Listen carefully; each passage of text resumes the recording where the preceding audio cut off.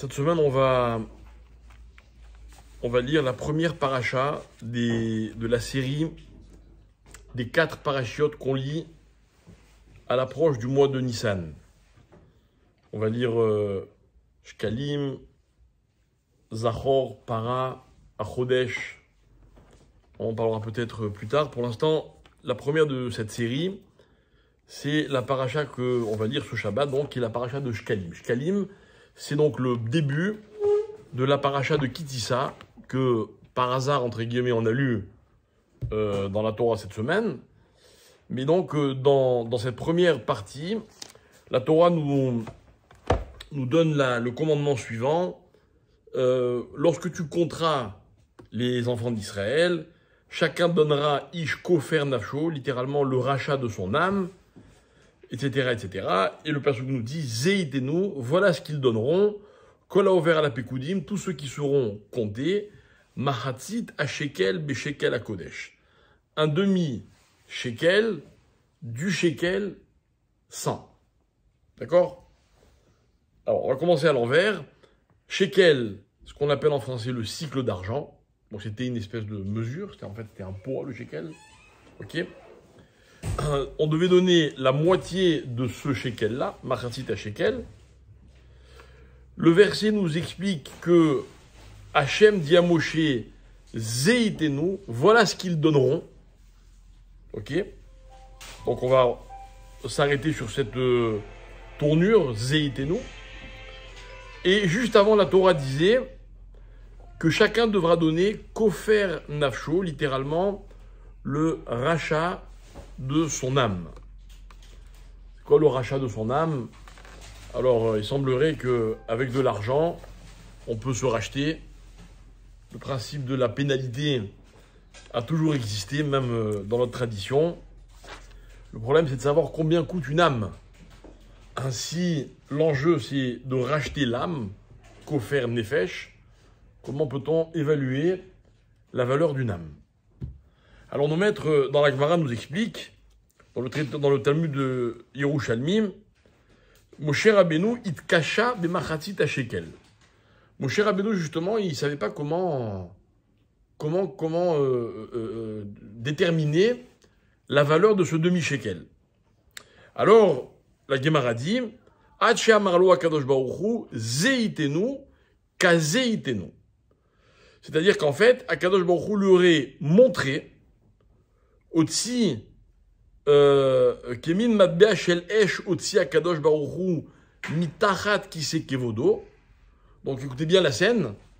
Sous le trône céleste, HaKadosh Baruch Hu a sorti de sous le trône une pièce en feu, une pièce d'un demi-shekel, et il a dit à Moshe, voilà, c'est une pièce comme ça que chaque juif devra donner pour la mitzvah du machatzit shekel. On ne comprend pas très bien de quoi il s'agit. La Gemara va débattre pour savoir quelle était la difficulté de Moshe, pour savoir combien c'est un demi-shekel, c'est facile. Encore une fois, shekel, à l'époque, l'argent était évalué par rapport à un poids, ok? Donc shekel, c'était un poids, c'était une mesure. Un demi-shekel, c'est la moitié de cette mesure. Qu'est-ce qu'il y avait de si compliqué? Et en fait, on va expliquer dans la Gemara que c'est donc le paramètre qu'on a cité à l'instant. Kofer nefesh, comment racheter une âme? Est-ce qu'on peut évaluer une âme? L'âme de l'homme, combien vaut-elle? Est-ce que toutes les âmes valent le même tarif? Il y a sûrement des gens qui pensent que leur âme vaut beaucoup plus que celle d'autres personnes, n'est-ce pas? Ok, faux. Ok, mais ça, c'est un autre problème. En tout cas, comment est-ce qu'on peut évaluer le prix d'une âme? Alors, mes amis, ce soir, on va essayer de faire un petit cours, en fait, d'économie, en cette période de crise, dans laquelle l'argent, il est important de lui redonner la véritable valeur qu'elle représente, qu'elle est censée représenter. Et en fait, on va partir d'un principe, d'un axiome, selon lequel, et dites-moi si jamais je me trompe, selon lequel tout le monde aime l'argent. Ouais.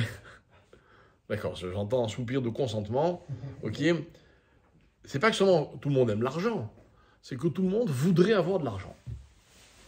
Et la Gemara va beaucoup plus loin et elle dit, l'homme ne sera jamais satisfait ou rassasié de ce qu'il possède. Quelle que soit la quantité de sa richesse, l'homme voudra toujours plus. Et en fait, la Gemara va même développer, elle va expliquer que, en fait, dans la vie, plus on a, et plus on a de besoins. Vous avez des amis riches, à moins que vous le soyez vous-même, et vous n'en ayez pas parlé. Mais si vous avez des amis riches, regardez les pauvres, le niveau de vie qu'il faut qu'ils assurent en permanence. C'est dramatique. Ok ? Et d'ailleurs, quand ils sont embêtés, les riches, c'est pas du tout comme quand les pauvres sont embêtés. Et pourtant, s'ils sont embêtés aussi. Pourquoi ? Parce que la Gemara va expliquer, elle va dire en fait, le ventre grandit en fonction de la façon dont on le remplit, vous voyez ? Quelqu'un qui mange 10, bah, il a un ventre qui va finir par contenir 10. Donc si vous ne lui mettez pas 10, il va avoir faim. Alors que celui qui mange 1, son ventre va s'habituer à manger 1, il n'a pas besoin de manger 10. Alors c'est un peu théorique comme idée, mais ce que je vous dis, je crois, est très simple, et très compréhensible, et très réel. Dans la vie, on a toujours envie, besoin de plus. Et nous, on va essayer d'expliquer un peu quels sont justement ces besoins, ou plutôt quel est le regard de la Torah sur ces besoins-là. Et pourquoi on en parle ce soir ? Parce que justement, on va lire une paracha qui nous parle d'argent, dans laquelle on dit attention, voilà, il faut prendre une certaine somme d'argent, il faut la peser, il faut être très minutieux, etc. Et attention, avec cet argent, vous pouvez racheter votre âme. Ish kofer nafsho. C'est pas un vain mot. C'est un programme qui est très intéressant. Racheter son âme avec de l'argent. Alors, comment est-ce qu'on évalue ? Réponse de la Torah, on n'évalue pas. Une âme, ça vaut un demi-shekel. Ok ? La Gemara, dans Megillah, explique, elle dit, pourquoi est-ce qu'on lit cette paracha maintenant ? D'accord ? Alors, je vous explique. Ce Shabbat, c'est le dernier Shabbat avant le mois de Hadar. On va dire, on est déjà en Hadar, parce que cette année, il y a 2 Hadar. Mais le Hadar dans lequel on va célébrer, donc Purim, etc., finalement, le Hadar qui va se retrouver collé à Nissan, et c'est très important, parce que la raison pour laquelle, très brièvement, on y reviendra peut-être une autre fois, la raison pour laquelle, par exemple, Purim est fêté le 2e Hadar, c'est parce qu'on veut que la dimension du mois de Hadar, la dimension de Hadar trouve son sens parce que elle est tout proche, tout près de Nissan, qui est le mois de la Géoula. D'accord ? Donc, dans le calendrier, il y a une certaine logique. Les événements se suivent et s'enchaînent. Ok ? Et les festivités de Hadar doivent être le plus près possible de la Géoula du mois de Nissan. On y reviendra, c'est pas encore le sujet. Maintenant, on arrive donc au mois de Hadar, on va dire le vrai Hadar, le 2e. Toujours, le Shabbat qui précède Hadar, la Gemara nous dit, il faut lire la paracha de Shkalim. Et pourquoi est-ce qu'il faut lire la paracha de Shkalim à ce moment de l'année ? Et la Gemara l'explique, elle dit, parce qu'en fait, dans la Megillah, on va nous raconter que Haman, le fameux Haman, propose à Achashverosh, pour se débarrasser du peuple juif, il lui dit, voilà, j'ai un plan. J'ai un plan. Alors, je ne sais pas si vous vous souvenez, on a cité, il y a quelques semaines, la façon dont Haman va amener son projet à Achashverosh, le fameux roi super puissant. Il lui dit, Yesh Noam Echad, Mefuza, Umfora Ben Hamim, il y a un peuple éparpillé, divisé parmi les nations, et ils ne respectent pas les lois du royaume, ils ont des lois qui sont très bizarres, etc. Vela Meler en chauvé les anicham. Attention, notez bien cette expression, on va s'en servir. Vela Meler, on traduit ensemble. Vela Meler, ouais, pour le roi, en chauvé. Chauvé, c'est comme chavé en hébreu. Voilà, ça. Attention, c'est pas utile, c'est pas le mot le plus précis. Ça vaut pas. En chauvé, les anicham. Ça vaut pas pour le roi de les laisser. Genre, le roi n'a pas intérêt, et on parle bien d'intérêt, à garder le peuple juif. Imala Melertov, continue Aman, si il semble bien au roi, d'accord, c'est une formule de politesse, ikatev les abedam, que le roi écrive, donc comment on dit, un décret, écoutez bien le décret, va seret alafim kikar kesef, eshkol, aliede ose amelacha leavi el ginze ameler. Et écoutez bien, 10 000 kikar kesef, une somme très importante. Eshkol, littéralement, je vais peser. Rappelez-vous, l'argent se pesait à l'époque. Aliede Osea Melacha, par ou pour tous ceux qui participeront à ce projet, ok, et tout ça doit être consigné dans les archives du roi. Tout de suite, Vayassar Amelech et Tabato Aliado, Vaitanel Aman, le roi enlève de sa main son sceau, sa bague, et il la donne, la confie à Aman. En un mot, il lui dit, vas-y, un feu vert. Va yomer amelech li Aman, le roi dit à Aman, a kesef natun lach. Vous comprenez?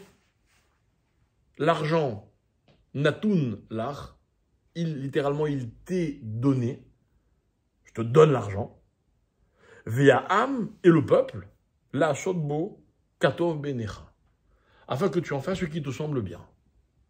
Donc, Aman vient de recevoir en cadeau de Achashverosh le financement de son projet, 10 000 kikar kesef pour tout celui qui participera à ce projet. On est presque dans la vente des Juifs. Ok? Et lui donne l'argent et le peuple. Genre, fais ce que tu veux. Voilà. Le peuple juif, il est à toi. Je te le confie. Il est entre tes mains, fais ce que tu veux. La Guémara va dire la chose suivante. Elle va dire, alors voilà, on a un homme qui a voulu mettre un prix sur les Juifs. Ok? La Guémara dit comme ça, elle dit, Galouy veyadoua lifnemi she'amar va'aya haolam. Donc la Guémara, elle raconte les propos de Dieu au moment où il donne le commandement de prélever le demi-cycle. Donc on est loin, longtemps avant Aman, n'est-ce pas? Je sais, dit Hachem, il est dévoilé devant celui qui a dit que le monde soit, donc devant Dieu, Sheatid Aman lishkol shkalim al Israël. Un jour viendra un homme qui s'appellera Aman, et lui, il va être, écoutez bien, lishkol shkalim, il va peser des shkalim, de l'argent, contre Israël. Les firaridim shiklehem, les shiklav. Alors, dit Dieu, moi, je fais devancer vos shkalim avant ces shkalim à lui. J'explique, pour ceux qui n'ont pas compris, c'est pas très compliqué. En fait, Dieu dit, voilà, un jour un homme viendra et il va débourser de l'argent contre Israël, pour détruire Israël. Alors je demande au peuple juif de débourser de l'argent avant pour contrer le projet de Haman. Et en fait, il va y avoir ce qu'on appelle, en langage talmudique, une espèce de mida keneged mida, vous voyez, comment dire, un donné pour un rendu. Ça veut dire, Haman, il est prêt pour anéantir Israël à donner de l'argent. C'est qu'il est prêt à faire un sacrifice, quoi. Enfin, Aman, Achashverosh, le royaume de l'époque. Alors, pour être sauvé de ce décret, je demande aux Juifs, eux aussi, de faire un effort. Alors, mes chers amis, il y a un petit sujet, mais qu'on survole, on y reviendra une autre fois peut-être. Dans la vie, vous savez que Dieu juge l'homme en fonction de ses efforts. Dieu ne juge jamais l'homme par rapport au résultat. Et sachez une chose, c'est que lorsque dans la vie, on fait des efforts pour quelque chose de précis, les efforts qu'on a fait dans ce domaine, on les retrouve dans le même domaine. Ok? Exemple, si vous faites une mitzvah, je ne sais pas moi, faites le Shabbat. Et le Shabbat vous demande des efforts. parce que c'est pas évident, le travail, les études, les copains, les relations, la vie sociale, etc. Faites des efforts. Sachez que le Shabbat, un jour, vous le retrouverez. Quand, quoi, comment, je ne sais pas. Après, chacun son histoire. Mais c'est-à-dire que les mérites que font les Juifs, pardon, le mérite des Juifs qui font des mitzvot, le mérite de l'effort qu'on investit dans la mitzvah, on finit toujours par le retrouver. Toujours. Dieu dit au peuple juif, donnez de l'argent et vous serez sauvés de l'argent que Haman sera prêt à dépenser contre vous. Voilà le principe. Ok? Voilà le principe. Alors, juste une parenthèse, parce que je ne veux pas laisser les gens avec trop de questions. Ce que je viens de vous dire, ce n'est pas toujours visible à l'œil nu. D'accord? C'est qu'il arrive que des fois dans la vie, on s'investit pour une cause, et puis un jour, moi je sais que plusieurs fois, il m'est arrivé de rencontrer des gens qui me disent, voilà, j'ai besoin d'un coup de main, et pourtant j'ai aidé les autres, moi. Hein. J'ai jamais vérifié si c'était vrai ou faux, mais peut-être que c'est vrai. Vous voyez? On n'a pas d'assurance que... Alors, vous voyez, il n'y a pas, par exemple, les médecins ne tombent jamais malades. Non, ça n'existe pas, ça, vous voyez? Ah, pourtant, les pauvres, ils se fatiguent pour guérir les autres. Ce serait trop simple. Mais le mérite, il est toujours conservé. Donc là, dans tous les cas, on est dans une dimension collective. On n'est pas... Je suis en train d'expliquer. On est dans une dimension collective.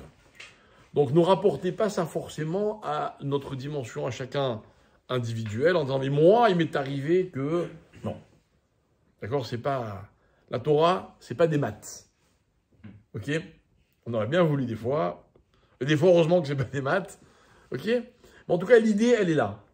Dieu dit au peuple juif, vous voulez que le peuple soit sauvé? Alors déboursez-vous d'abord. C'est-à-dire, par cette mitzvah qui consiste à donner de l'argent, vous serez sauvés de la démarche de Haman dans laquelle lui-même, il va débourser de l'argent.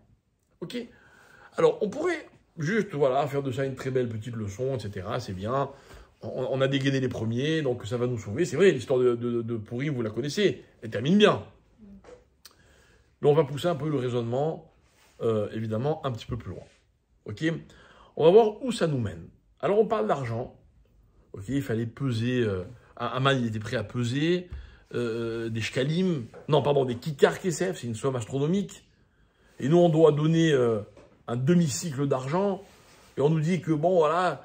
ça va nous permettre de racheter nos âmes, etc. Donc moi, je voudrais qu'on essaie de comprendre, en fait, le rapport qui est entre, écoutez bien, l'argent et la valeur. Ok? C'est-à-dire, je prends un peu de recul. Et je ne vais pas définir l'argent par rapport à la valeur qu'on a tendance à lui donner. Non, je vais faire l'inverse. On va d'abord parler de valeur, et on va voir comment situer l'argent par rapport à ce qui s'appelle la valeur, les valeurs. Ok? Alors, on va donner un exemple pour commencer. Vous savez, mes chers amis, que pas tout ne s'achète. Vous savez ça? Moi, je connais des gens, mais il y a un monsieur à qui un jour j'ai parlé. Un monsieur que vous n'avez peut-être pas forcément rencontré, mais dont vous connaissez le nom, c'est sûr, et je ne vous le dirai pas. Ce nom, d'accord? Un monsieur très connu, immensément riche, ok? Et un jour, il m'est arrivé de parler avec lui, plusieurs fois d'ailleurs, et il m'a dit une phrase. Alors, encore une fois, je ne sais pas ce que c'est que de voir le monde avec les yeux de quelqu'un qui peut pratiquement tout se payer. Je ne sais pas ce que ça fait. Lui, il sait. Et un jour, on parlait de quelque chose, et il m'a dit, mais vous savez, monsieur le rabbin, on peut tout acheter dans la vie. C'est toujours une question de prix. Ok? C'est vrai? C'est faux? C'est faux? Donnez-moi un exemple. La santé? Pas mal. Pas mal, c'est vrai. Mais bon, il va vous répondre, c'est vrai qu'on ne peut pas acheter la santé, mais quelqu'un qui est malade, il peut se payer les meilleurs médecins. Ça peut aider. On ne sait pas. Évidemment que c'est faux. Évidemment que c'est faux.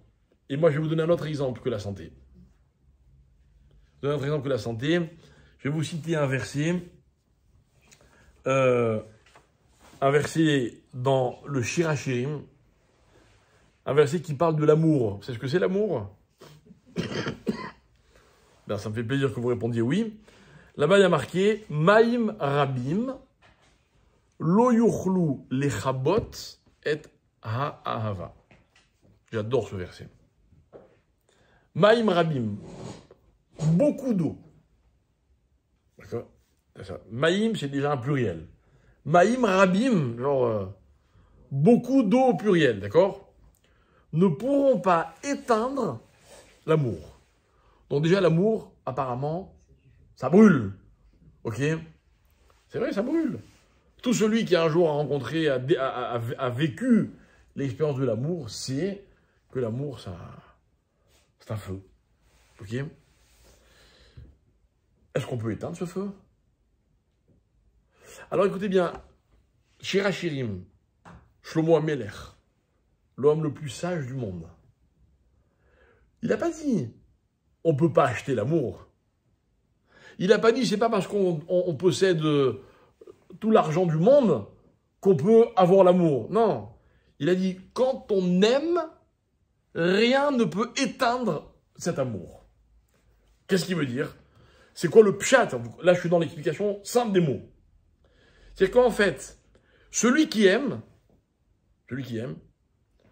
ne sera prêt à échanger cet amour contre rien au monde. C'est ça, lo yuchlu lechabot. L'amour, il est là, il brûle, il vit, il existe. Comment je peux l'éteindre, cet amour? Alors, combien je peux vous acheter ce que vous aimez? Ce CEX, hein. Combien je peux vous les acheter? Et vous allez me répondre, je suis désolé, j'aime tellement qu'il n'y a pas de tarif. Et si vous regardez le Midrash, il part dans des... Il dit Maïm Rabim. Maïm Rabim, c'est quoi en fait? Vous savez que le texte de Shir HaShirim, qui est un magnifique roman d'amour, hein, je ne sais pas si vous avez déjà eu l'occasion de l'étudier, de l'approfondir, c'est incroyable. Ça veut dire, tous les écrivains, ou tous les conteurs, ou tous les ce que vous voulez, ils n'ont rien inventé. Les images qui sont citées par le roi Salomon dans Shir HaShirim sont incroyables. En fait, c'est l'histoire d'une bergère qui est amoureuse d'un berger, et le berger est amoureux de la bergère. Mais malheureusement, ils n'arrivent pas à se rencontrer. Et ils se courent l'un après l'autre, tout au long de ces épisodes, d'accord, de cette saison, ok? Et puis voilà, c'est sans arrêt des trucs de fou.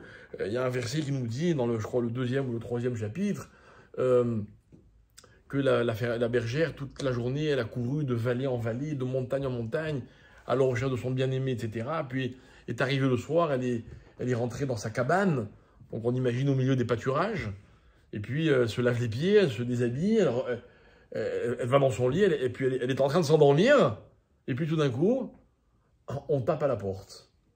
Ok? Et puis elle est épuisée. Elle est en train de s'endormir, elle dit « Mais qui est là ?» Alors il dit « Ben c'est moi !» Alors elle dit « Mais je suis fatigué, je me suis lavé les pieds. Genre si je sors de mon lit, il va falloir que je me relave les pieds. J'ai pas de force. » Alors lui, dépité, il fait demi-tour, il s'en va. Et puis tout d'un coup, elle se réveille en sursaut, elle dit « Mais suis-je folle ?» Et vite, elle se ressaillit les pieds, elle court à la porte, elle ouvre la porte, et il est déjà parti. Voilà, et tout Shir HaShirim, c'est ça. Alors évidemment, nos maîtres disent à propos de Shir HaShirim que si toute la Torah est considérée comme Kodesh, c'est-à-dire sainte, Shir HaShirim, il est Kodesh Kodeshim. C'est le saint des saints de la Torah.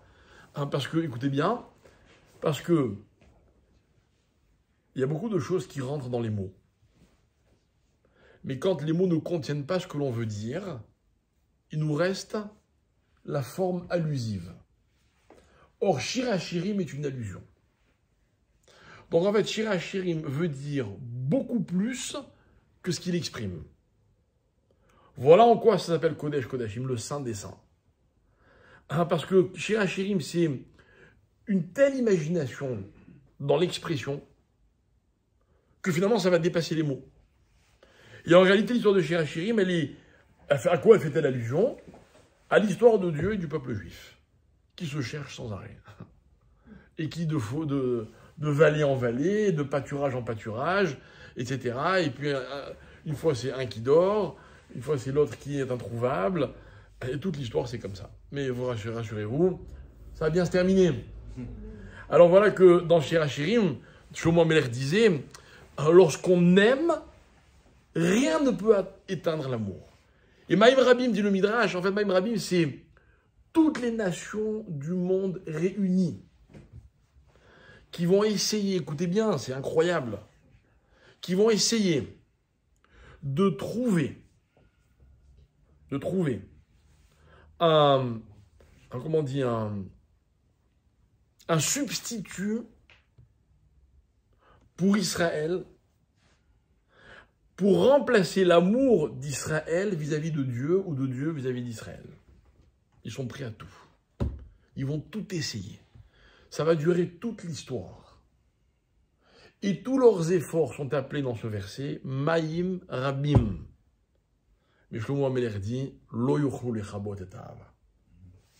Tous ces efforts, tout ce temps, toute cette énergie, toute cette détermination, parce qu'ils font preuve de détermination, hein, ne pourront pas éteindre la flamme de l'amour qui relie Dieu à Israël et Israël à Dieu.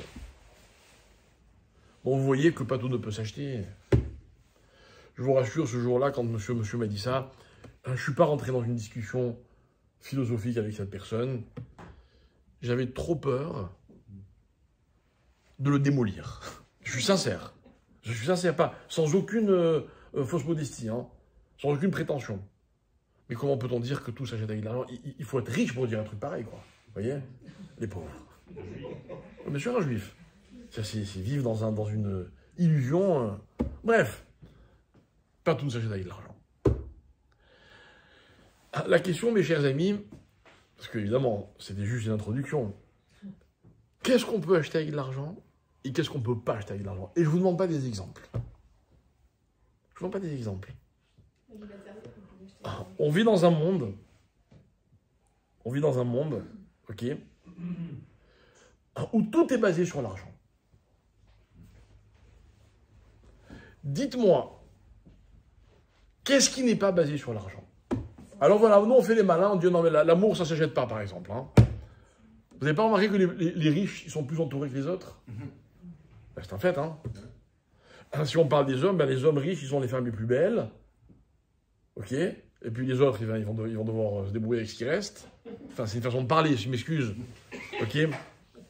Ils ont tout ce que les autres peuvent désirer. Ben, ils l'ont grâce à leur argent, non?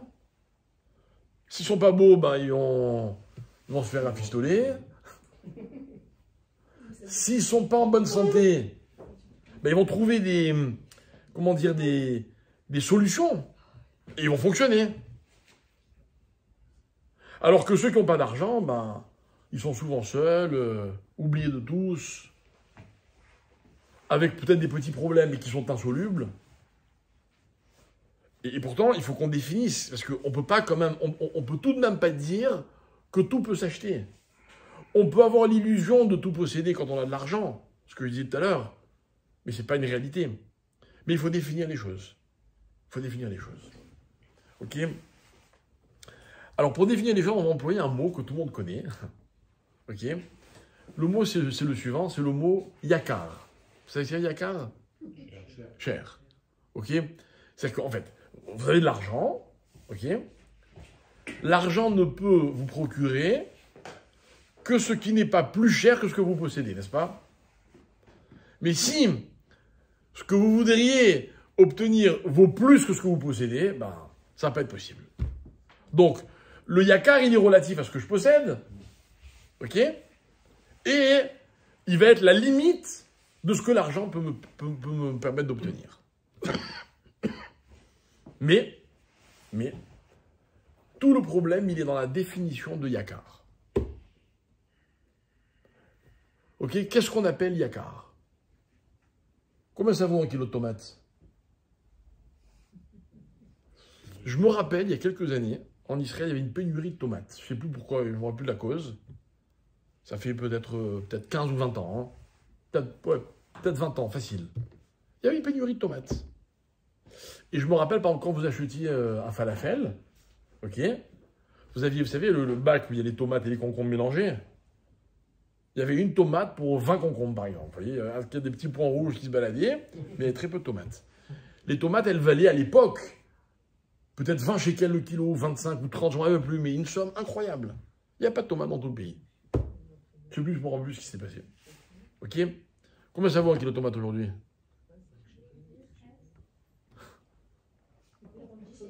« 10 shekels, et la dame me dit 5 shekels, on va vous payer en carte bleue. » Terrible, hein? Ah, ils ont augmenté les tomates. C'est bien, on peut passer la soirée à parler des tomates, quoi. Ok? Et on va débattre. C'est Yakar, c'est pas Yakar. Je sais pas comment ça se passe à Tel Aviv, mais vous savez, à Jérusalem, il y a un marché qui s'appelle Machane Yehuda. Avant d'être un parc d'attractions, il était d'abord juste un marché. Ok? Et à Machane Yehuda, il y a énormément de gens, malheureusement, qui font leurs courses le vendredi après-midi, juste avant Shabbat. Parce que tout est divisé par je sais pas combien. Ok? Parce que, et moi je connais quelqu'un, aujourd'hui c'est un grand rave connu, mais il m'a raconté un jour que pendant des années dans sa vie, il faisait le marché le vendredi après-midi, 1 heure avant Shabbat. Il n'avait pas le moyen de se payer des tomates au prix que ça coûtait, ou des concombres, ou je sais pas quoi. D'accord? Yakar, c'est relatif. Mais avant que ce soit relatif, c'est-à-dire avant de lui donner un tarif à ce Yakar, Yakar c'est d'abord un concept. Et ce concept-là, on va essayer de l'expliquer. Parce que c'est ça qui est intéressant. Parce que mes chers amis, dans la vie, il y a un paradoxe incroyable auquel on fait tous face. Hein. Personne n'est prêt à jeter de l'argent ou à gaspiller de l'argent pour n'importe quoi. Et pourtant, on est chacun prêt à dépenser de l'argent pour des bêtises juste parce qu'on en a envie. Alors, la frontière entre les deux, elle est très mince. D'un côté, on n'est pas prêt à gaspiller notre argent, à le jeter. De l'autre côté, pour des ch'touillottes, on est prêt à dépenser une énorme partie de notre argent. Ok? Pas des bêtises, hein? Vous voulez des exemples ou enfin vous les connaissez mieux que moi, je sais pas. C'est un truc de dingue, quoi. Et un vêtement ou un bijou, ou un je sais pas quoi, si c'est pas telle marque ou telle collection ou tel machin, non.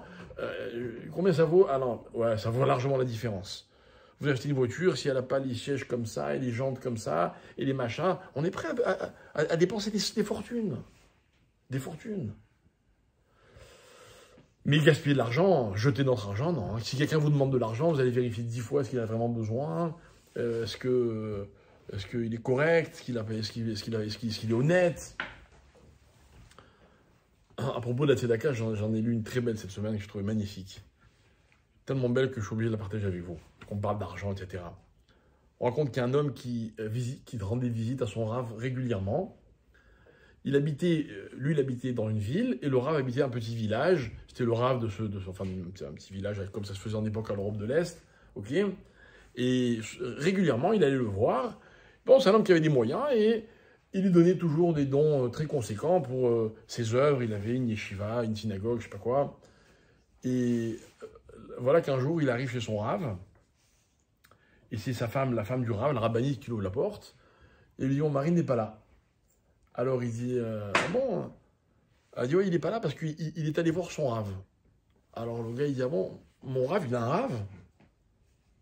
Alors il dit, bien sûr, il habite dans tel village, tant d'heures de route. Alors le gars, il dit, mais alors, si mon rave, il a un rave, peut-être je peux aller voir moi le rave du rave, quoi. C'est encore mieux, quoi. Enfin, il n'a peut-être pas dit ce mot-là, mais... Et il y va. Et il y va, et il est très impressionné par ce vieux rave sage,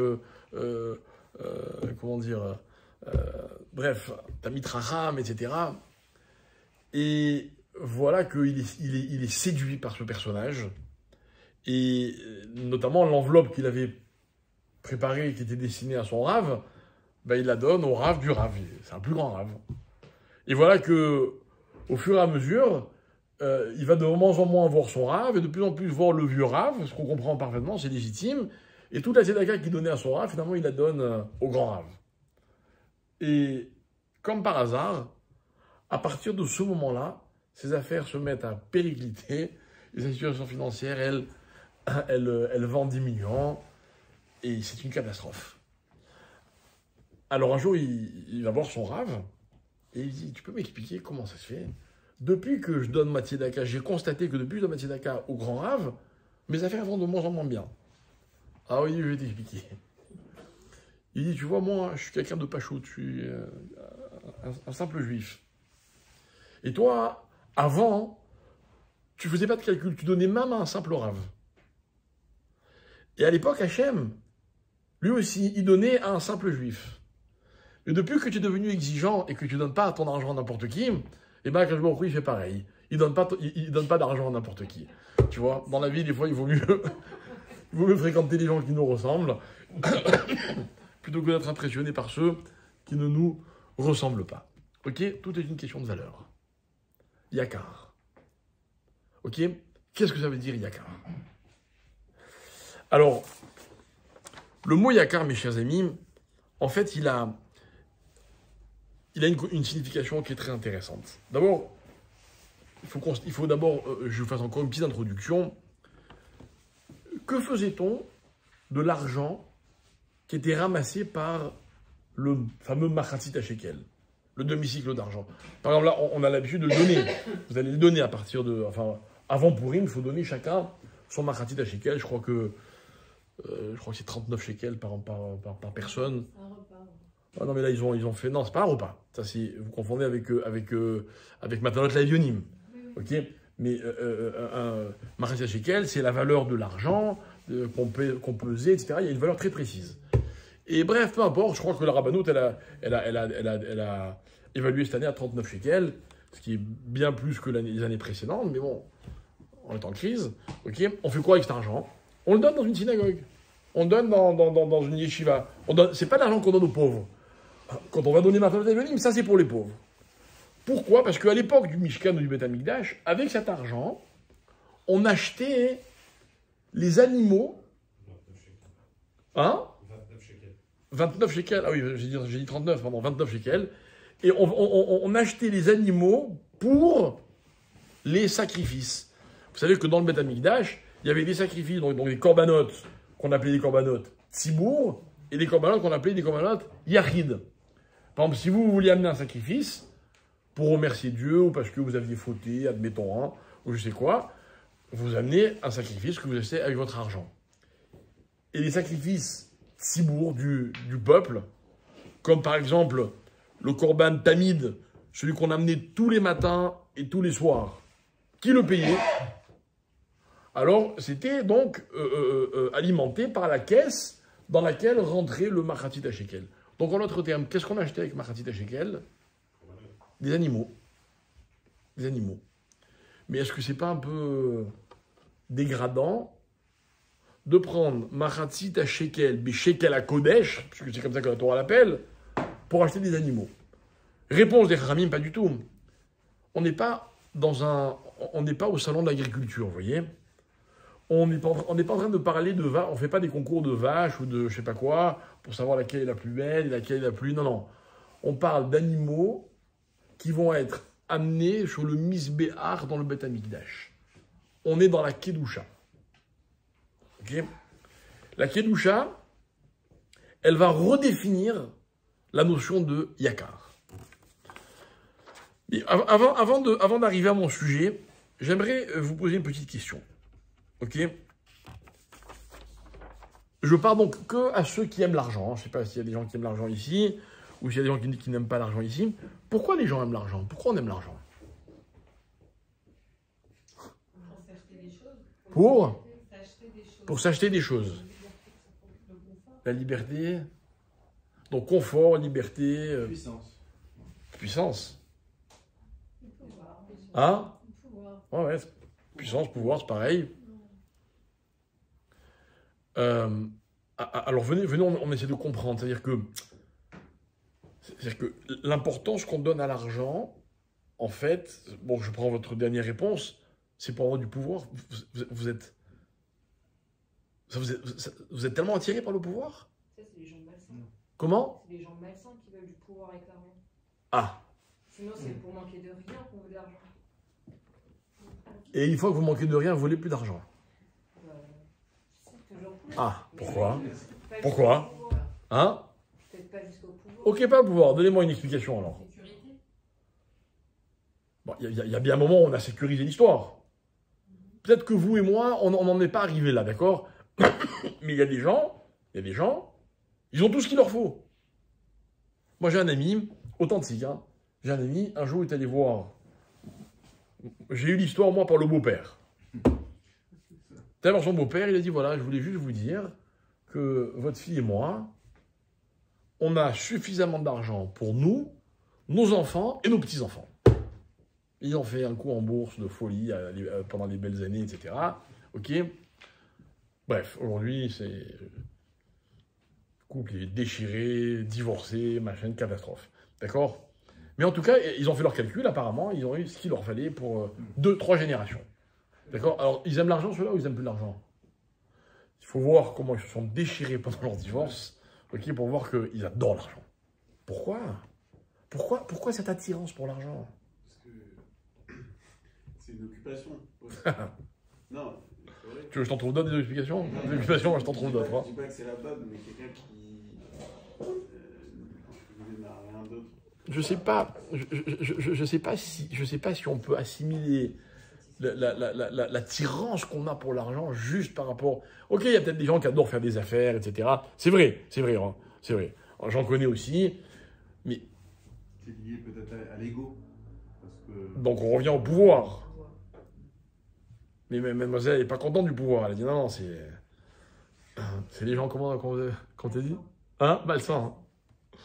C'est dangereux, il faut faire attention à ce qu'on dit parce qu'on va se retrouver tous un peu malsains. Ok? Mais en même temps, voilà. Quelqu'un me dit l'argent c'est pour le pouvoir. Pourtant, si je me rappelle bien, tu t'es jamais présenté aux élections, tu n'as jamais essayé d'être maire ou président de la République. Si tu aimes le pouvoir, c'est ça que tu devrais faire. Alors. C'est une manière de se sentir vivre. Oh, c'est de pire en pire, quoi. Non, mais ça peut être aussi... C'est la vie. Non, mais ça peut être aussi une personne qui aime donner. Donc, qui aime donner aussi. Ouais. Ça, c'est l'alibi. Être philanthrope. Comment? Être philanthrope. Oui, être philanthrope, mais bon. Ah, ça s'appelle un alibi. Ça s'appelle un alibi. Ok, là aussi, bon bref. Alors, les Ramis vont donner une réponse. Peut-être que vous allez la trouver malsaine, mais psychologiquement, elle définit l'homme et son rapport à l'argent. Et elle va dire comme ça, elle va dire en fait l'homme est attiré par le kavod. Le kavod, on peut le traduire de plusieurs manières. Les honneurs, le statut,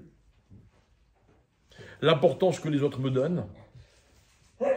Et il est évident que dans le monde dans lequel nous vivons, l'argent procure du kavod. Et vous remarquerez encore autre chose de très intéressant. C'est que le kavod, c'est la seule tentation, disent nos Haramim, qui ne diminue jamais jusqu'au bout de la vie. C'est-à-dire même un vieillard, sur son lit de mort, il a besoin de kavod. On a tous besoin de kavod. Et comme l'argent procure du kavod, alors l'argent a une importance considérable dans nos vies parce qu'on a besoin de ce kavod. Et avant de me dire que c'est malsain, analysons ce que c'est le kavod. Le kavod, mes chers amis, ça peut être deux choses. Le kavod, c'est d'abord une nécessité. Je cite mon Rav, que j'avais déjà cité cette phrase de lui qui est magnifique. Il disait « Tout le monde a besoin de kavod. Si vous retirez à une personne tout son kavod, elle ne peut pas survivre. » On a tous besoin un peu, un minimum, juste ce qu'il faut, mais on a tous besoin de kavod. Moi, je vais vous dire, moi, je vois ça très souvent dans ma vie de rabbin, sans arrêt. Sans arrêt. Ouais, je vois des gens se disputer, machin, des conflits, des ceci. Peu importe dans quel contexte, hein. Je me rends compte la plupart du temps que les conflits viennent de ce que dans la vie, les gens ne se sentent pas suffisamment respectés. Alors des fois, ils abusent, mais un minimum, c'est vital. On ne peut pas s'en passer. On ne peut pas. Mes enfants ont besoin que je leur donne du kavod. Les parents ont besoin que leurs enfants leur donnent du kavod. Mes amis ont besoin que je leur donne du kavod. J'ai besoin qu'ils me donnent du kavod. C'est omniprésent dans nos vies. Omniprésent. Les Rachamim vont expliquer que l'attrait de l'argent vient en fait de ce que, écoutez bien, l'argent est un raccourci pour le kavod. Alors je vais expliquer. Je vais expliquer parce que s'il est vrai que l'argent procure du kavod, imaginez demain vous êtes milliardaire, vous arrivez au cours en limousine, d'accord, et juste pour le kiff, hein, votre chauffeur il vous dépose, il y a 4 gardes du corps qui viennent, qui vous accompagnent jusqu'ici. Croyez-moi, même s'il a pris les combles, ce qui pourrait peut-être arriver un jour, tout le monde vous donnera une place. Assis-toi, assis-toi. C'est comme ça, c'est pas juste, mais c'est comme ça. Mais encore, il faut rappelez-vous, mon expression, le kavod, l'argent, pardon, est un raccourci pour le kavod. Mais, on va partir du principe que la personne, l'homme, l'être humain, a besoin de kavod. Ok? Alors, je peux vous le prouver à travers des versets. Voilà. Il y a marqué, par exemple, dans un verset, que lorsque Dieu a créé l'homme, donc au moment de sa création, l'homme est appelé Yakar. Et Yakar, explique les Rachamim, Yakar, en fait, là-bas, ça veut dire kavod. Écoutez bien, dans les gènes de l'être humain, le kavod est un composant qui est absolument indispensable. Indispensable. Dans toutes les familles du monde, quel que soit leur niveau intellectuel, social, même moral, un jour ou l'autre, on va dire la phrase « Chez nous, ça se fait pas. Chez nous, c'est comme ça. » C'est notre kavod. C'est notre kavod. Par exemple, vous avez remarqué, mesdames, les mamans sont très généreuses, elles adorent faire à manger. Et puis elles adorent qu'on mange ce qu'elles ont fait à manger. Et si jamais vous ne mangez pas ce qu'elles ont fait à manger, vous prenez des risques terribles. Terribles. Vous leur manquez de kavod. Mais ça c'est rien, ça c'est les femmes. Mais alors les hommes, je ne vous raconte pas. Les hommes, ils vivent pour le kavod. Ils vivent. L'homme, mes chers amis, l'être humain, il peut tuer. Il peut tuer pour le kavod. Et je n'ai pas besoin de vous donner des exemples, vous les connaissez aussi bien que moi. Mais en réalité, là où l'idée devient intéressante, c'est que, étant donné que le kavod fait partie de la constitution même de l'homme, vous avez deux types d'individus dans la vie. Vous avez des gens qui, dans leur fonctionnement, ce kavod inné et inhérent à leur vie, ils se voient ce kavod. Et résultat, ce kavod, il va s'imposer de lui-même. Et vous avez des gens qui vont devoir combler une carence en kavod et qui vont tout faire pour essayer de l'obtenir. Et en fait, mes chers amis, c'est très simple. On va le dire avec des mots, mais alors plus simples que ça. Ils sont tellement simples qu'ils sont énervants. Ok? Voilà la formule. Dans la vie, on vous respecte ou pour ce que vous êtes, ou alors pour ce que vous faites, ou pour ce que vous avez. Vous voyez, il y a 3 catégories de kavod. Le kavod inné, c'est-à-dire celui qui constitue l'homme, celui qui est le programme génétique de Adam au moment de la création du monde. C'est le kavod que la personne incarne, ce qu'elle est. Je suis, donc je suis respectable. Si ce n'est pas le cas, ça pose un problème. Mais je vais vous dire quelque chose. Attention, parce que c'est très important ce que je vais vous dire. Je ne sais pas, moi, qui est digne de kavod ou pas. Je ne sais pas. Je peux me tromper. Je peux me tromper. Je vous promets, mes chers amis, que même si vous êtes arrivé de rencontrer des gens en vous disant celui-là, c'est sûr qu'il mérite le kavod. Vous ne pouvez pas savoir. Vous ne pouvez pas savoir. Et si vous êtes arrivé de rencontrer des gens en vous disant, dont vous allez vous dire celui-là, il mérite aucune considération, vous ne pouvez pas savoir. C'est pas sur ça que les conflits naissent. Pas du tout. Le véritable problème du kavod, écoutez bien, c'est que chaque personne, chaque individu sait pertinemment s'il est digne de kavod ou s'il n'est pas digne de kavod. Je vais expliquer ce que je veux dire. Si je suis digne de respect, c'est très simple. Voilà comment ça se passe. En général, les gens qui pensent être dignes du respect des autres, eh bien, ils trouvent le respect dans l'attitude des autres.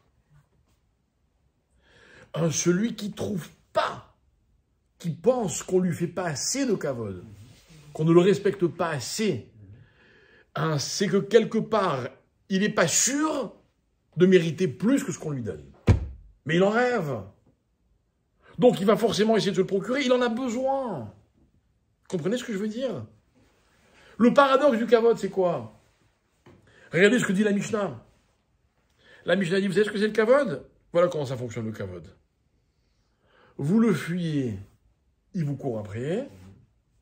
Vous le poursuivez, il vous fuit. Pourquoi? Pourquoi c'est comme ça? C'est une malédiction. Celui qui court après le kavod, on le maudit, on lui dit, ben toi, tu n'arriveras jamais à l'attraper. Non. C'est que dans la vie, celui qui ne veut pas de kavod, celui qui pense qu'il en a assez, ben, il va toujours avoir le sentiment qu'il en a trop. Celui qui pense qu'il n'en a pas assez, ben, il va essayer de se le procurer. Et vous savez ce que c'est le kavod quand on essaie de se procurer? Ben, personne n'a envie de nous le donner. Celui qui arrive à la synagogue et qui dit vous m'avez pas fait monter à la Torah, vous m'avez pas fait ceci, vous m'avez pas fait cela. Dans un foyer, dans un couple, entre parents, enfants, tu m'as pas respecté, entre amis, entre familles. Regardez l'histoire de famille terrible. On m'a pas fait kavod. Maintenant, les gens, ils sont pas bêtes, ils osent pas le dire comme moi je vous le dis. Mais c'est comme ça que ça se passe. Les problèmes de beau-père, belle-mère, beau-fils, gendre, c'est quoi? C'est que des problèmes de kavod. Que des problèmes de kavod. Vous avez vu, vous avez assisté des fois à des mariages, n'est-ce pas? Ça vous est arrivé d'assister à un mariage, vous sentez qu'entre les deux familles, il y a des tensions. Vous savez, moi, souvent, je ne suis pas acteur principal, on va dire que je suis second ou troisième rôle. D'accord? C'est pas mal déjà. Hein, mais c'est comique presque. Si c'était pas triste, ce serait comique. Il y en a un qui vient vous dire attention, je veux surtout pas que. L'autre il vient attention, je tiens absolument à ce que. Et vous êtes au milieu. On ne peut pas imaginer. Dans les tables de la loi, on dit kaved imra. Tavira vet imera. Alors peut-être que même quand ils n'ont pas un kavod immanent, il faut. D'accord, d'accord. Pour les parents, oui. Pour les parents, oui. Mais là, vous parlez d'un sujet très précis, le kavod qu'on doit à nos parents, c'est une mitzvah de la Torah. Mais la Mishnah d'Avot, elle dit aussi autre chose. Elle dit Ezeu mechubad, amechabet aberiot. Dans la vie, qui est respectable? Qui on a envie de respecter? Celui qui respecte les autres. Celui qui ne respecte pas les autres, personne n'a envie de le respecter. Et paradoxalement, celui qui ne respecte pas les autres, il est à la recherche de kavod. Alors on a trouvé un moyen génial. On a trouvé la solution à ce problème de kavod. Vous savez comment s'appelle la solution? L'argent. L'argent, c'est magnifique. L'argent, écoutez bien, même celui qui ne mérite aucun kavod, s'il a de l'argent, on va lui donner du kavod. Magnifique. Donc vous avez qu'à être riche, soyez riche. Hein? Ah, c'est faux. C'est bien plus qu'un raccourci, c'est un voile carrément. Mesdames et messieurs, avant d'émettre la moindre critique sur ce que je viens de dire, n'oubliez pas que le monde repose sur l'argent. Tout fonctionne avec de l'argent. Soyez pas hypocrite. Tout fonctionne avec de l'argent. on a tous un regard différent quand on voit quelqu'un qui étale sa richesse. C'est incroyable. Même si le regard qu'on a, il n'est pas bienveillant, hein, attention. Hein. Je ne suis pas en train de vous insulter en vous disant, ouais, dès que vous voyez un riche, non, non, non. Vous êtes des gens intelligents, etc. Vous savez ce que dit l'Agmara? Ça va loin, hein. L'Agmara dit une phrase magique. Écoutez bien ce que dit l'Agmara. L'Agmara, elle dit, traité de Nedarim, page 41, parce que hein, celle-là, il ne faut pas la prendre comme on vous la donne, il faut aller vérifier.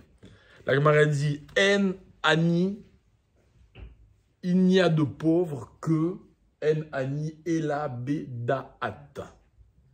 Le seul pauvre, c'est celui qui est pauvre de l'esprit. Ça veut dire quoi? C'est que vous avez deux catégories de gens, mes chers amis. Vous avez des gens qui se croient pauvres et des gens qui ne se croient pas pauvres. Et moi, je vais vous dire quelque chose. Ça peut peut-être vous choquer, mais c'est pas grave. Moi, j'aime pas qu'on critique les riches. Moi, j'aime pas les gens qui parlent mal de ceux qui sont peut-être très orgueilleux ou prétentieux. Mais vous savez pourquoi j'aime pas? D'abord parce que je pense pas qu'on est censé critiquer qui que ce soit. Mais, quelque part, il n'y a pas un peu de jalousie? Mais encore, ça ne me dérange pas, la jalousie, malheureusement, ça fait partie de la nature humaine. Mais ce qui me dérange le plus, c'est que quand on est jaloux d'un riche, en fait, c'est qu'on se considère comme pauvre. Et c'est ça, être Ani. Le Ani, c'est celui qui est Ani Bedat. Ça veut dire quoi, Bedat? Quoi, il se croit pauvre? La Gemara, elle aurait pu dire. Le seul pauvre, celui qui se croit pauvre. Elle n'a pas dit ça. Non. Écoutez bien ce qu'elle dit, la Gemara.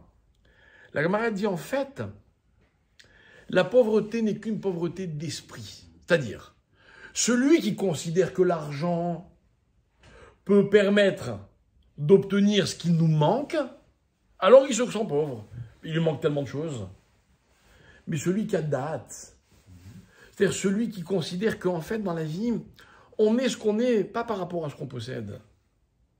Mais pour ça, il faut s'instruire, il faut étudier, il faut s'élever, il faut grandir. Et bien, celui qui grandit, grâce à son esprit, grâce à son date, jamais il se sentira pauvre. Jamais. Jamais. Les vrais intelligents, mes chers amis, ils n'ont pas besoin qu'on les respecte, enfin qu'on leur fasse des honneurs. Ils savent très bien que les honneurs qu'ils méritent, de toute façon, ils les auront. Et puis, si vous ne les honorez pas, vous savez ce qu'ils vont penser? Que c'est vous l'idiot. Donc, ça ne va rien leur faire. Mais c'est vrai. C'est vrai. Vous avez des gens qui s'offusquent quand un enfant les insulte. Sont à quel niveau? Au niveau de l'enfant. Ben oui. Mais celui qui a date, non, ça ne le dérange pas. Mais regardez bien, c'est ça Kavod. Kavod, c'est une condition sine qua non à l'existence de l'homme. Donc l'homme, il recherche le Kavod. Alors moi, je vais vous expliquer quel est le fonctionnement. Le fonctionnement, c'est qu'en fait, il ne faudrait pas chercher à ce qu'on nous donne du Kavod. Il faut chercher à contenir le Kavod. Il faut être Michoubad. Il faut être quelqu'un d'honorable. Et écoutez bien, le vrai honorable, voilà ce que me disent les Rahamim. Le vrai, celui qui se sent vrai, qui est vraiment Michoubad. Celui qui est quelqu'un d'honnête, quelqu'un de fiable, quelqu'un qui sait respecter les autres. Bref, celui qui a toutes les qualités requises pour être honorable, il n'a plus besoin ni que les autres le sachent, ni qu'on le lui montre, ni qu'on le lui rappelle, il le sait. Mais celui qui a des carences dans ce domaine, ben mes amis, il va tout faire pour les combler. Tout faire. Par exemple, dans les synagogues, il n'y a pas que les gens qui ont des belles voix qui chantent fort, vous avez remarqué? Mais c'est vrai. Il n'y a pas que les intelligents qui critiquent les rabbins. Quand je dis les rabbins, ça peut être n'importe qui. Dès que dans la vie, j'ai besoin de me faire valoir, c'est-à-dire j'ai un doute sur la dimension du kavod qui émane de moi, alors il faut absolument que je comble ce manque. Eh bien, mes amis, je voudrais qu'on comprenne. Et si on arrivait juste à comprendre cette idée que je viens de vous dire, on n'aura pas fait le déplacement pour rien. J'aimerais qu'on comprenne que l'argent, c'est ça son défaut. L'argent donne à l'homme l'illusion, et à nous tous, il n'y a pas d'exception. Il nous donne l'illusion que ce que l'on n'a pas, on peut l'avoir, on peut le posséder. Et quand un riche me dit on peut tout acheter avec de l'argent, on peut acheter tout le monde, je ne me rappelle plus quel mot elle m'avait sorti, je me suis dit oui. Alors, voilà la limite de la considération qu'il a pour lui-même.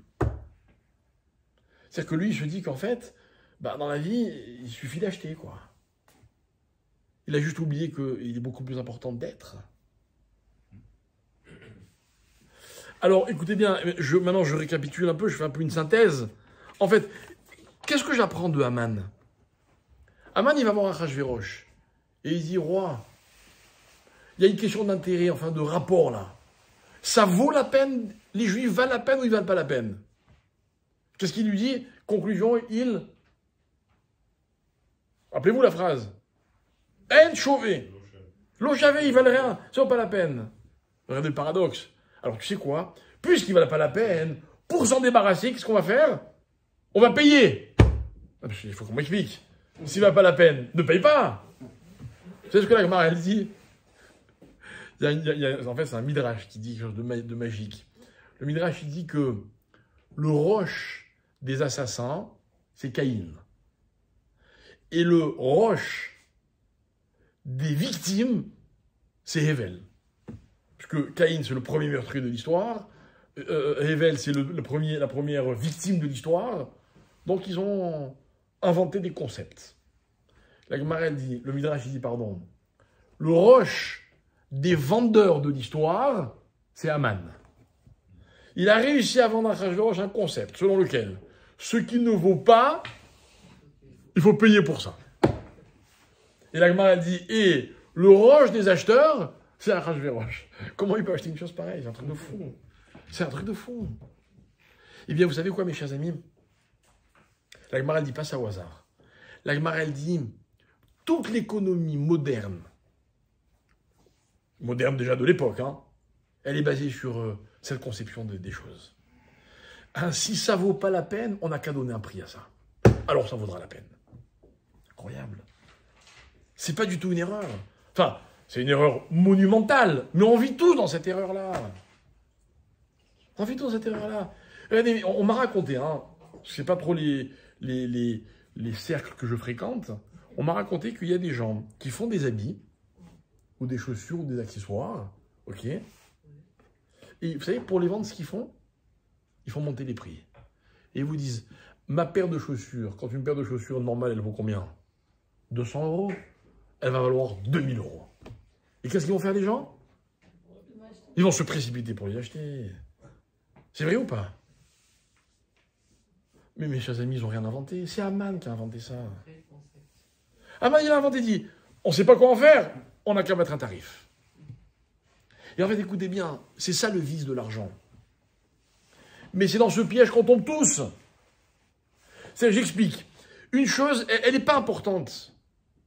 Elle n'est pas importante, mes amis, je ne veux pas vous démoraliser.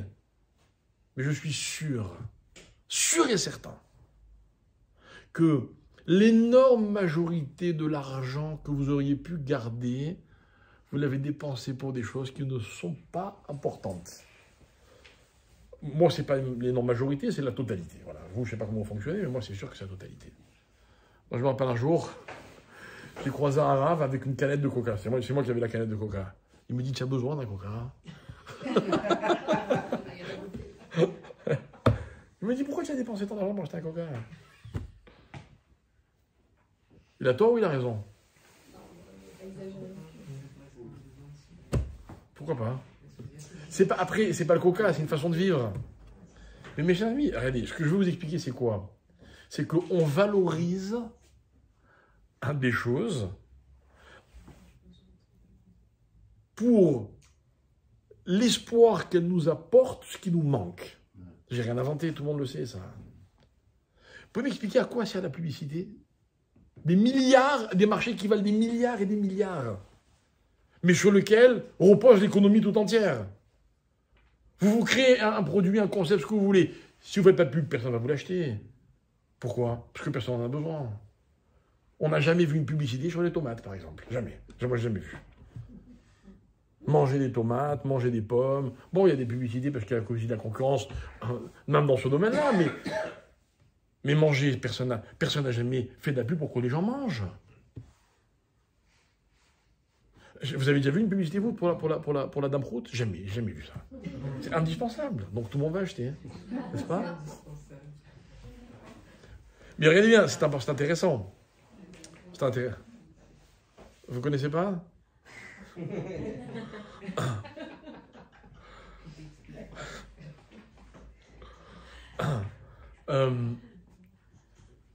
Ce qu'on est en train d'expliquer, c'est quoi? C'est qu'en fait, on donne aux choses la valeur. Écoutez bien, on approche de notre conclusion. On donne aux choses la valeur de ce qui nous manque. Voilà comment on valorise les choses dans la vie. Ainsi, j'ai un manque, alors ce qui va combler ce manque, ça vaut cher. Voilà ce que c'est Yakar. Mais mes chers amis, comprenons une chose. C'est qu'à l'origine, le concept Yakar, Kavod, il veut dire exactement l'inverse. C'est quoi Kavod? C'est ce que je suis. Ça ne me manque pas, quoi. Vous croisez des gens, des fois vous avez l'impression que c'est des gens en hébreu, j'adore cette expression, Ben Adam Yakar. Il m'est cher, cette personne-là. Elle m'est chère. C'est quoi de m'est cher? C'est pas une question d'argent. C'est quelqu'un qui a de la valeur. On l'a ou on l'a pas, vous voyez ce que je veux dire? Alors, quand on l'a pas, on va combler différemment. Il y a des gens, pour exister, il faut absolument qu'ils aient tel objet, tel ceci, puis après, une fois qu'ils se rendent compte que finalement, ils n'existent pas, toujours pas en le possédant, ils vont vouloir encore autre chose. Et encore autre chose, et encore autre chose. Mais il a pas tort, le monsieur, le Rav dont je vous parlais tout à l'heure. Quand on a soif, pourquoi boire un coca? On peut boire de l'eau, non? Non, mais j'avais envie d'un coca. Le sucre, les bulles, la caféine, la cocaïne, je sais pas quoi. Enfin, pas la cocaïne, pardon. Ok?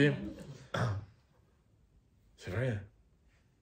Mais regardez dans la vie combien d'énergie et d'argent on gaspille pour essayer d'obtenir ce qu'on est censé être.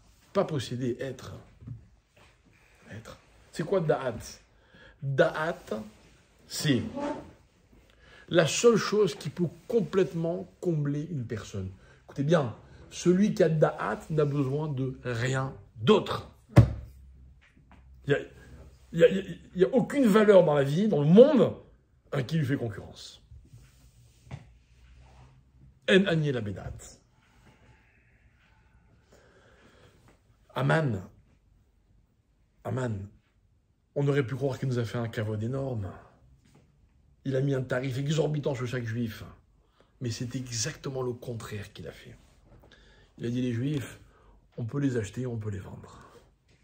Et si personne n'en veut, on va faire monter les tarifs, les enchères. Et ça a fonctionné. Ça a failli fonctionner. Et nous, qu'est-ce qu'on a? On a un petit demi-shekel. C'est pas lourd en demi-shekel, hein. Mais ce demi-shekel, qu'est-ce que la Torah me dit? Elle me dit, je t'oblige à le donner. Et quand tu vas le donner, tu vas racheter ton âme. C'est quoi je vais racheter mon âme? Mais mes chers amis, si je devais donner un tarif à mon âme, il n'y aurait pas assez d'argent et d'or dans le monde entier. Alors, la Torah vient me dit non. Évidemment, sur ça on est d'accord. Dieu, il montre à Moshe une pièce de feu qui se trouve sous son trône et il dit voilà, c'est ça qu'il faut donner. C'est quoi l'enseignement? L'enseignement, c'est que, en fait, Hachem, il sort, c'est quoi sous son trône? Ce qui pour lui était Yakar, son kavod. Il dit voilà, celui qui est prêt à me donner une petite pièce pour mon kavod, juste pour mon kavod, alors il risque rien. Il ne faut pas qu'il ait peur de ce qu'un jour on va donner soi-disant tarif aux juifs. C'est magnifique. Mes chers amis, aujourd'hui, plus que jamais, c'est vrai, matériellement, on vit dans une inquiétude qui est terrible. Et c'est vrai, c'est un fait. C'est un fait, tout s'écroule, on est dans l'incertitude complète. C'est vrai, non? Il y a des gens pour qui ça va bien, là?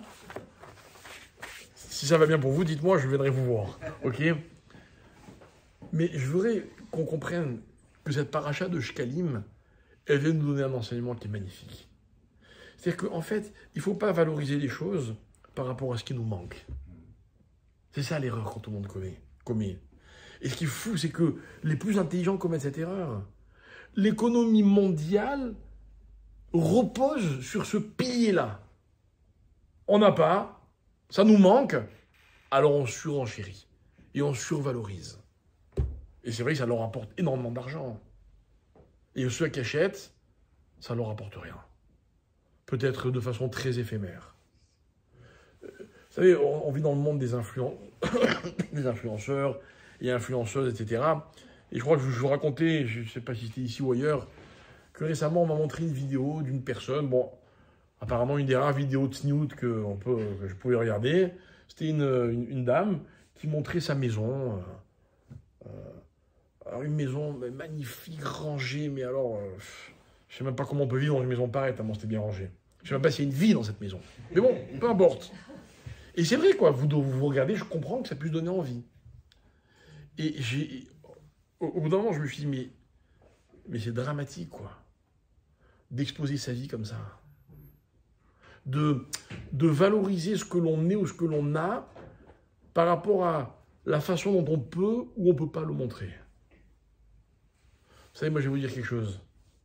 Moi, ma maison à moi, elle vaut sûrement beaucoup plus que sa maison à elle. Et vous savez pourquoi? La preuve que j'ai, c'est que chez moi, il ne faut jamais venir à l'improviste. Jamais. Parce que c'est pas toujours bien rangé, hein, parce qu'il y a beaucoup de choses cassées, abîmées, usées. Ok? C'est les maisons où on vit, quoi.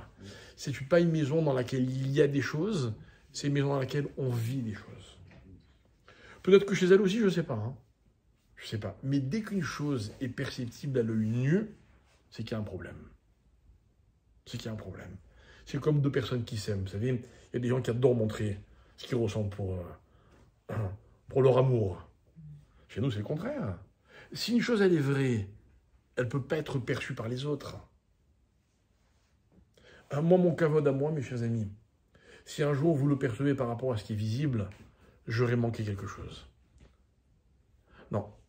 Mon kavod à moi, c'est ce que vous ne pouvez pas voir. Personne ne peut le voir. Et moi, par contre, si je suis lucide, honnête, infidèle à moi-même, je saurai que des fois, je ne suis pas à la hauteur de ce que je devrais être. Mais ce n'est pas en me payant telle ou telle chose que ça va changer ce que je suis. Vous comprenez? Et par contre, il y a des fois où je sais que je suis tranquille. Par exemple, je parlais avec quelqu'un, on parlait de quelqu'un qui, malheureusement, a eu des ennuis avec la justice. Des ennuis avec la justice. Et à cause de ça, il a très honte et il a beaucoup de mal à fréquenter toutes ses amis, à être en société, etc. Et je lui dis, tu sais la différence qu'il y a entre toi et les autres? Toi, peut-être la justice a trouvé des choses terribles, et puis on va parler de toi, je ne sais pas. Mais toi, tu sais qui tu es exactement, et que tu n'as pas à avoir honte de ce que tu es. Alors qu'autour de toi, tu verras ou tu verras pas, mais il y a tellement de gens dont tout le monde ne voit que du bien. Mais eux, au fond, ils savent que ce que l'on voit d'eux n'est pas ce qu'ils sont réellement. Et mes chers amis, c'est ça qui rend malheureux ou c'est ça qui rend heureux. Une personne heureuse, c'est une personne qui sait que elle peut être contente de ce qu'elle est. Et croyez-moi, ça ne s'achète pas. Ça n'a pas de prix dans le sens technique du terme. Ça, c'est vraiment yakar. C'est ça, mon kavod. C'est ça. Le kavod, c'est pas celui que vous me donnez, ou celui que je peux prendre, ou celui que je peux imposer. Le kavod, c'est ce que je suis. Mais l'argent, à quoi il sert l'argent? À combler ce que je ne suis pas. Rappelez-vous. On va vous faire croire que l'argent sert à obtenir ce que l'on n'a pas. C'est faux. De toute façon, on n'aura jamais assez. L'argent, il est dangereux parce qu'il sert à combler ce que l'on n'est pas. Et ça, moi, je refuse. Je refuse. Un jour, j'ai eu une très grande discussion avec mes parents. Parce que vous savez ce qu'ils m'ont dit, mes parents? Ils m'ont dit non, on prie toujours pour que nos enfants ne soient jamais riches. Tu peux pas arrêter de prier un peu, là. J'espère qu'il prie aussi pour plein d'autres choses, parce qu'apparemment, ça marche. D'accord. Mais ils m'ont expliqué, ils m'ont dit, mais non, parce que le danger de la richesse, de posséder, c'est quoi? C'est que quand on a l'impression qu'on est. Or, c'est le contraire. C'est le contraire. Attention, on peut avoir et être, je dis pas. Vous savez qui a eu et été? Je crois, je suis pas sûr, qu'on dit que Moshe Rabbeinu était l'un des hommes les plus riches qu'il a jamais eu, je crois, un truc comme ça. Enfin bref, t'es très très riche, Moshe Rabbeinu. Très riche. D'où il était riche, Moshe? Je vous le donne en 1000. Il était riche parce que le jour où il a cassé les tables de la loi, Akadosh Baruch Hu lui a dit, les morceaux, ils sont pour toi, tu peux les garder. Incroyable, alors que lui, il a cassé, etc. Bref, c'est retué. Mais Rami, regardez ce qu'ils expliquent. Ils disent, les tables de la loi, l'objet le plus kadosh qu'il y a jamais eu dans le monde. Ça, c'est Yakar. Si Moshe Rabbeinu, il pouvait les posséder, alors ça montre que Moshe Rabbeinu, il était riche, mais pas en somme. Il était riche de posséder ce qu'il y a de plus Yakar dans le monde. Vous comprenez? Ça vaut beaucoup plus cher que tous les yachts et tous les avions privés et toutes les îles et tout ce qu'un milliardaire il peut se payer. Ça, c'est Yakar. Et en fait, posséder la Torah, même un objet de Torah, comme les morceaux des tables de la loi, c'est pas posséder une chose qui vaut de l'argent. C'est être en phase avec la Torah. Donc, c'est être. Alors, ça fait de Moshe Rabbeinu l'un des hommes peut-être le plus riche ou un des plus riches qu'il y ait jamais eu dans l'histoire. Voilà, mes chers amis, je suis désolé. Mais si vous aviez des ambitions matérielles, j'espère vous avoir refroidi. Et attention, hein, je vous souhaite d'avoir toujours la bracha. Toujours. Et peut-être même être riche, pourquoi pas? Je ne suis pas comme mes parents, moi. Non, peut-être être riche dans le sens où être heureux avec ce qu'on a, quoi. En fait, il faudrait qu'on arrive à vivre en harmonie parfaite, qu'il y ait une harmonie parfaite entre ce que l'on a et ce que l'on est. C'est ça le kavod.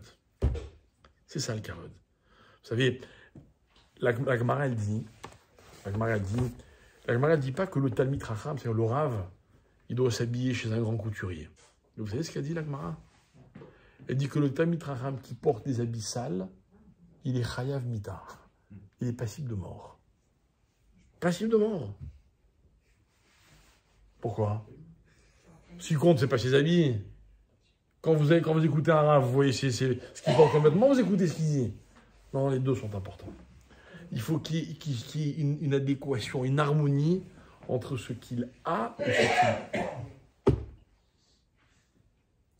Mais alors attention, plus un Rav il est grand, et moins il a besoin d'avoir.